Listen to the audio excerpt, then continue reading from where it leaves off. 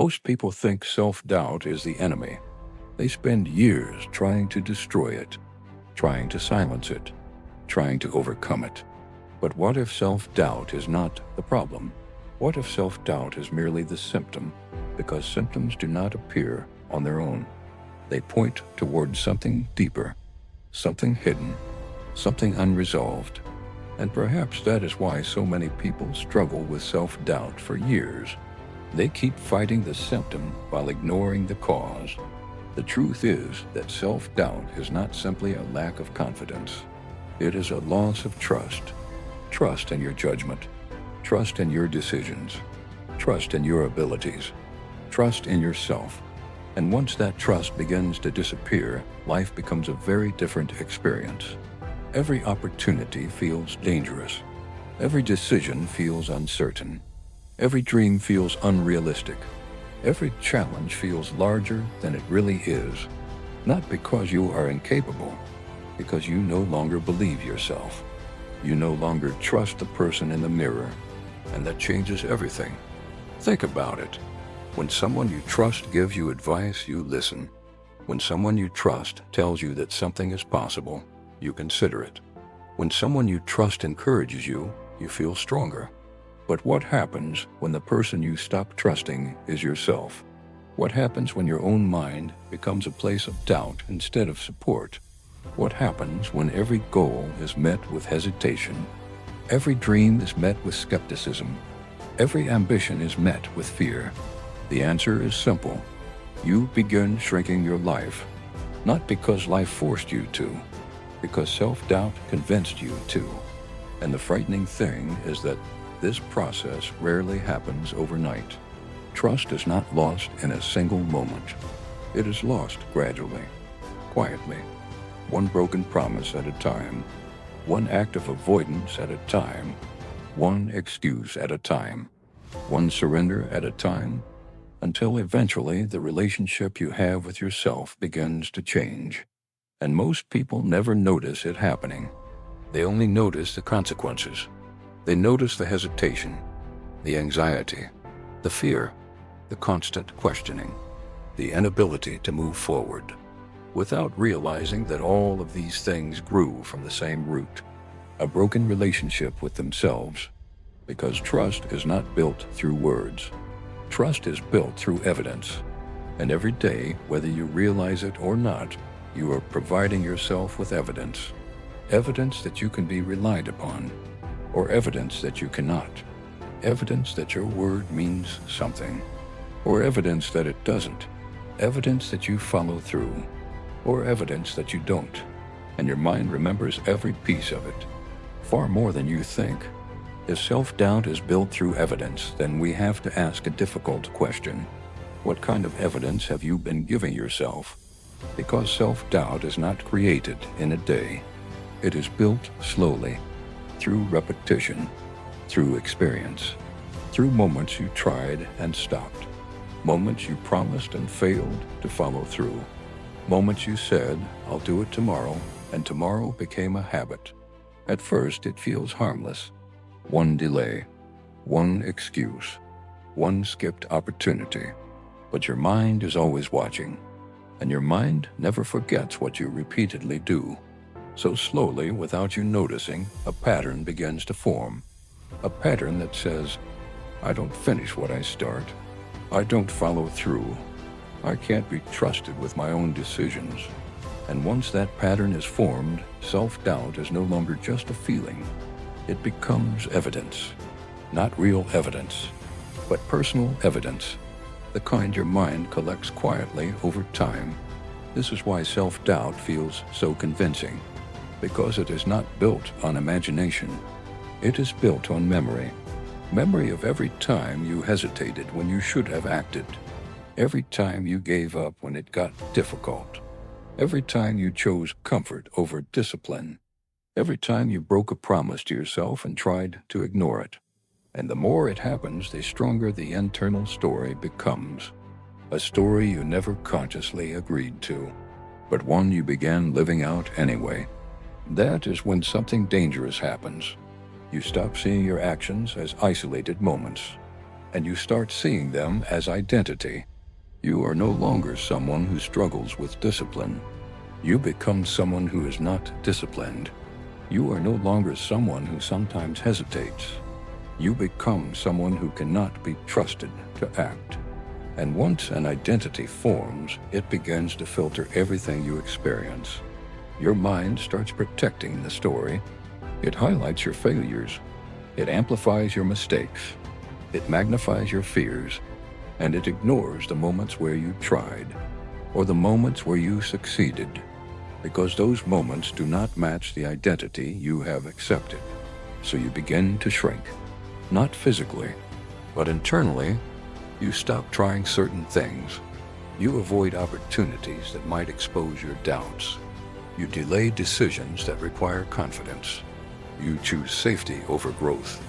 And slowly your world becomes smaller, not because your potential disappeared, but because your belief in yourself did. And what makes this even more painful is that most people don't realize when the shift happens. There is no clear moment where self-doubt arrives. There is no warning, no announcement, no obvious turning point. It happens quietly, one decision at a time, one hesitation at a time, one broken promise at a time, until one day you simply realize, I don't trust myself anymore. And by then, it already feels like truth. If broken promises plant the seeds of self-doubt, comparison is often the water that helps it grow. Because there comes a point in almost everyone's life when they stop looking at themselves and start looking at everyone else.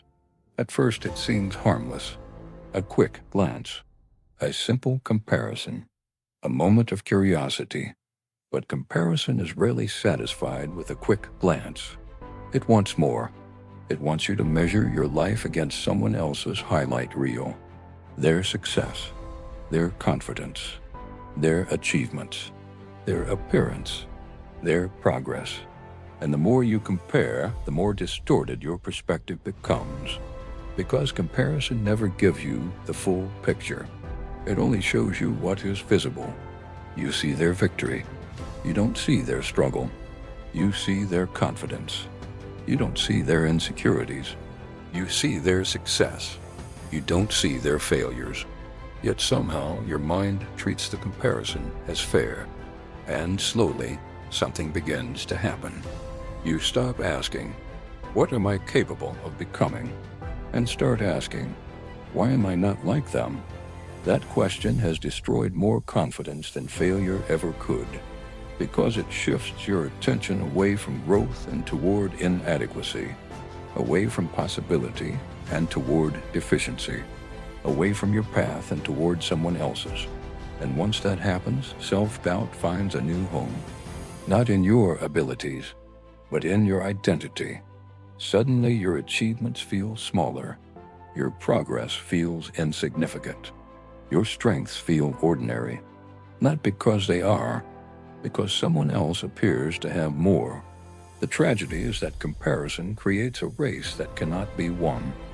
There will always be someone richer, someone smarter, someone stronger, someone more talented, someone further ahead. If your confidence depends on being better than everyone else, it will always be fragile, because someone will always exist to threaten it. This is why many people lose trust in themselves. They stop measuring themselves against who they were yesterday and start measuring themselves against people they were never meant to become. But comparison is only one side of the problem. The other side is even more dangerous. The fear of judgment, the fear of being seen, the fear of looking foolish, the fear of failing publicly, the fear of hearing someone say, "You're not good enough." What's interesting is that most people don't avoid their dreams because they lack ability. They avoid them because they fear embarrassment.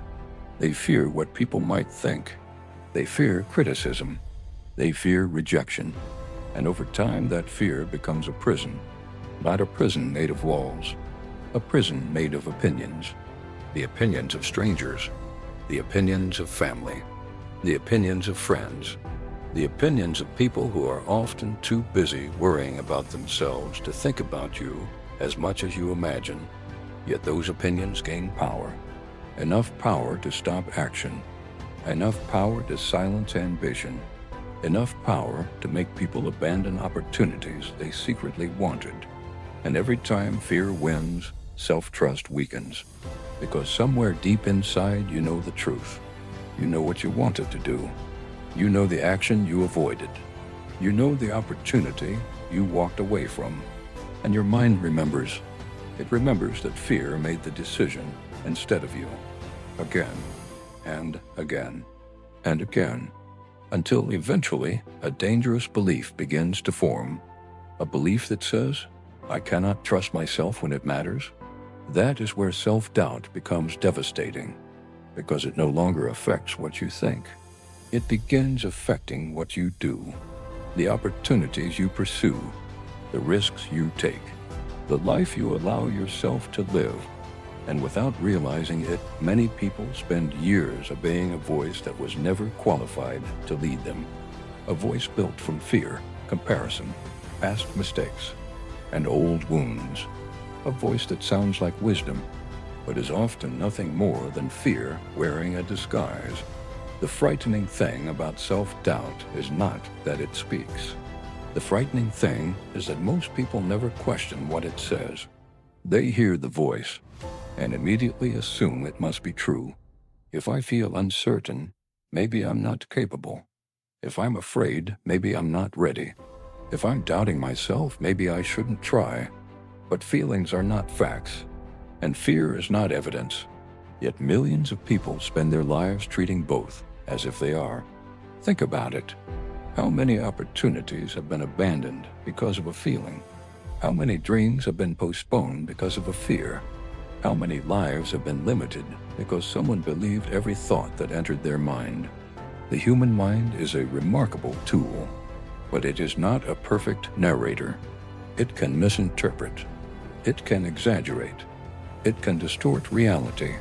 And nowhere is this more obvious than in the voice of self-doubt, because self-doubt often presents itself as wisdom. It sounds reasonable. It sounds cautious. It sounds responsible.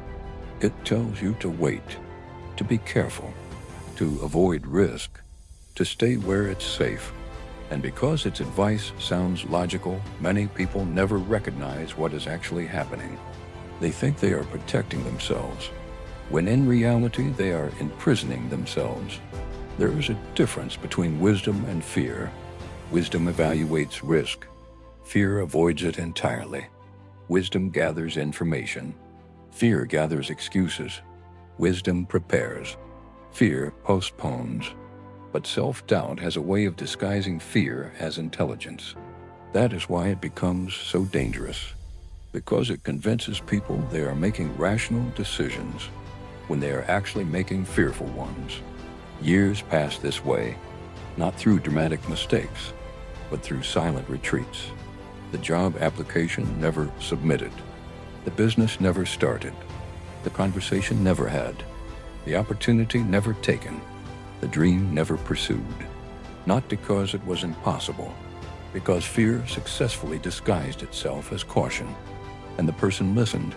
One of the greatest tragedies in life is that many people never discover what they are capable of, not because they lacked talent, not because they lacked opportunity, because they believed a voice that was never telling the truth, a voice that predicted failure before the attempt, a voice that assumed defeat before the battle, a voice that saw limitations where possibilities existed.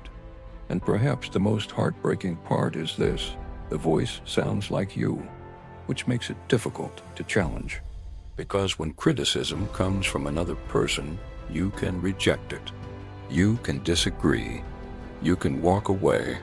But when criticism comes from your own mind, it feels different. It feels personal. It feels believable. It feels authoritative. And over time, you stop treating those thoughts as opinions. You start treating them as reality. That is how self-doubt gains power. Not because it is strong, because it goes unquestioned. Because most people never stop to ask, What if this voice is wrong? What if the thing holding you back is not reality? What if it is a story repeated so many times that it became familiar? A story repeated so many times that it became believable. A story repeated so many times that you stopped examining it. Because the truth is that not every thought deserves your trust. Not every fear deserves your obedience. And not every voice deserves your attention. Especially the one that has spent years convincing you that you're less capable than you really are. The moment you realize that self-doubt is not always telling the truth, everything begins to change. Because for the first time, you stop obeying the voice and start questioning it. And that question is where freedom begins. Once you realize that self-doubt is not always telling the truth, an important question appears. If the voice cannot be trusted, then what can? The answer is simple. Evidence. Real evidence. Not feelings. Not assumptions. Not fears. Evidence. Because self-trust is built the same way trust is built in any relationship. Through consistency. Imagine meeting someone who makes promises and keeps every single one. When they say they will show up, they show up. When they commit to something, they follow through. When they give their word, it means something. Over time, your trust in them grows naturally. Not because they demanded it, because they earned it. The same principle applies to yourself. You cannot think your way into self-trust. You cannot wish your way into confidence. You cannot repeat positive affirmations while continuously breaking promises to yourself and expect trust to grow. Trust requires evidence. And evidence requires action. This is where many people get stuck. They wait to feel confident before they act. But confidence rarely comes first. Action comes first. Confidence follows. Think about a child learning to walk. They fall again and again and again, yet somehow they continue. Not because they are confident, because they are willing. Confidence is not what creates action.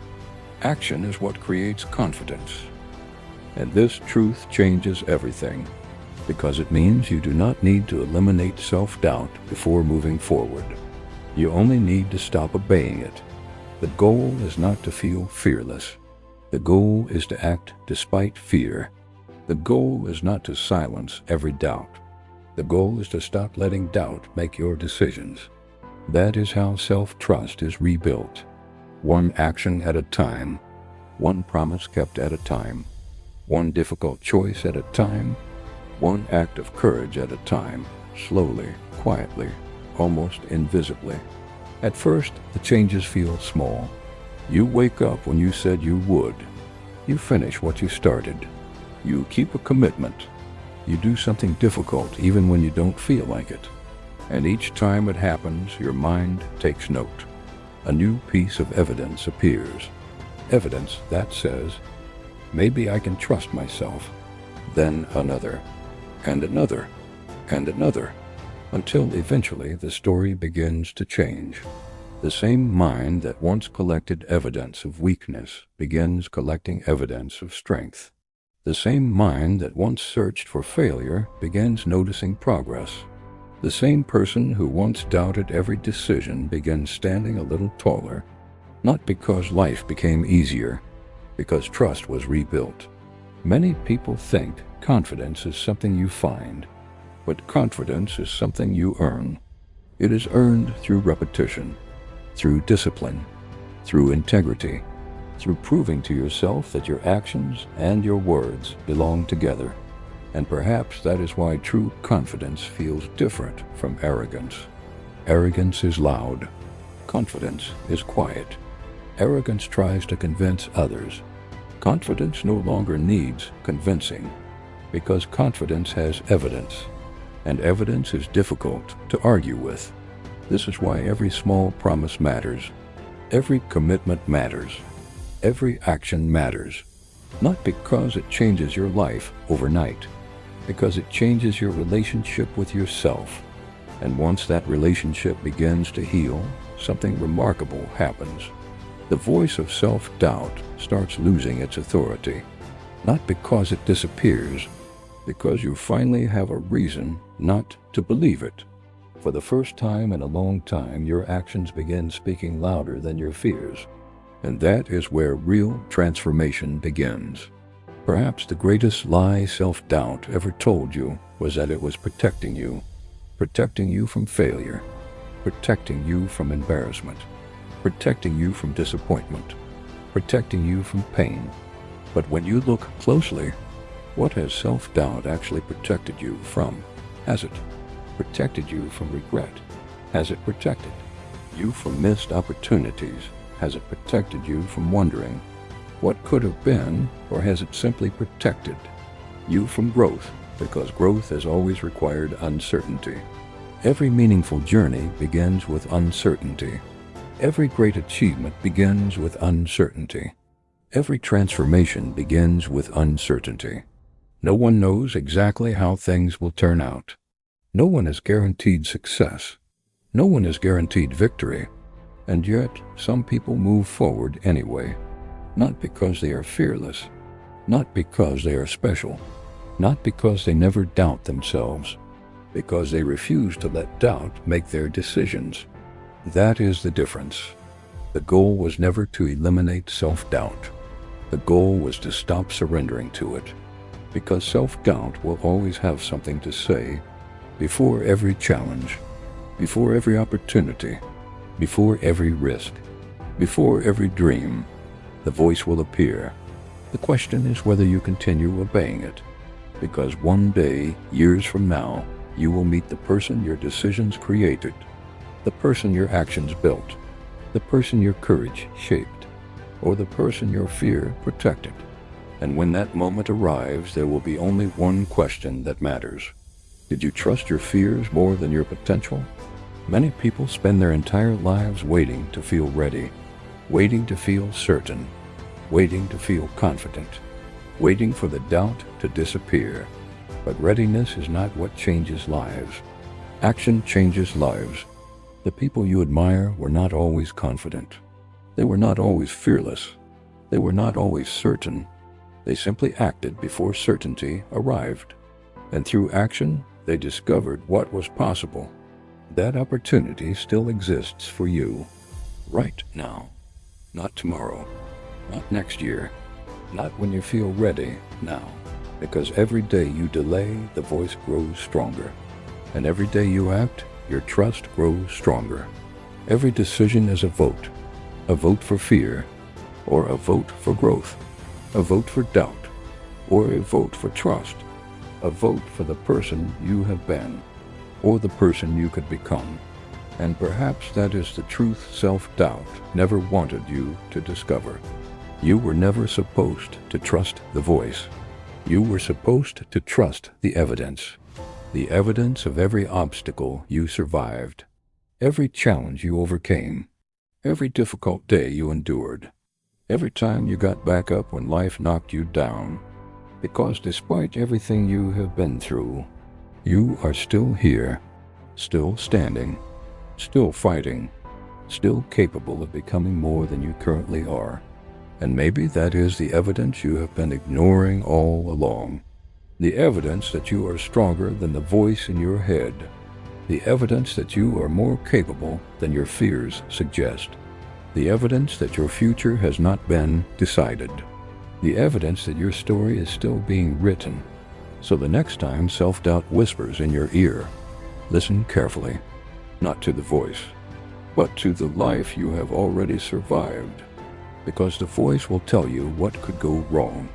Your life will remind you of everything you have already overcome.